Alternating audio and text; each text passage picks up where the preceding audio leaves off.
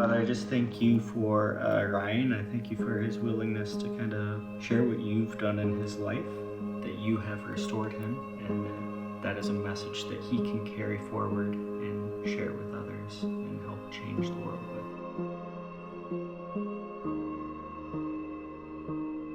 with. Growing up in Indiana, came from a split family. Parents divorced at a pretty young age.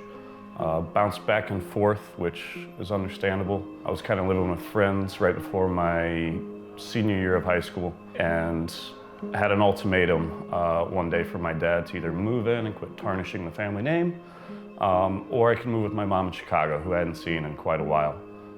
So in about 20 seconds, I made a decision to move to Chicago. So kind of started a new life in a matter of minutes, and it wasn't a good one. About 4 months later, my mom went for a traffic court hearing, and she never came back home. Turns out she had embezzled a lot of money and got locked up in prison for a couple of years. So I was on my own at that point. So I was lost. I didn't understand it. I was definitely angry at the world. I was disappointed, I felt let down, but so much of my life had kind of been that. I had to take a hard look after I walked through these doors and really figured out what I was trying to do and why I was still so empty after having the money and finding a relationship and proposing to my ex-fiance. I had a child, still not filling the void, which eventually led to me kind of drinking more and ruining that relationship. I was scared of harming another human being the way that I felt I was harmed. It led to some really harsh realities, which led to my second attempt at taking my life. But little glimpses of God shots looking back. He placed a gentleman named Mike in my life, who was a God-fearing man who tried to take me to church. He reached out a couple times, I didn't respond. The fourth time he reached out, I finally did, told him how broken I was. Somehow he sent me a link to Restore. And this was about 2 days after I'd pretty much committed to ending my life with fentanyl. I'd never done it, but I'd heard a pinprick in certain circumstances was enough to do the job, so I figured $200 should get it done. I knew that I needed more time and I needed something to believe in. So I spoke to Dan, and Monday morning comes, and after 2 days of my last hurrah, I packed up what I could fit in my Jeep, locked the door, and kind of exited my old life and surrendered to a process that I really didn't know much about at the time.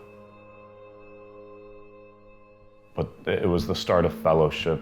It was the start of being relational again, ending the isolation. It was the start of hope.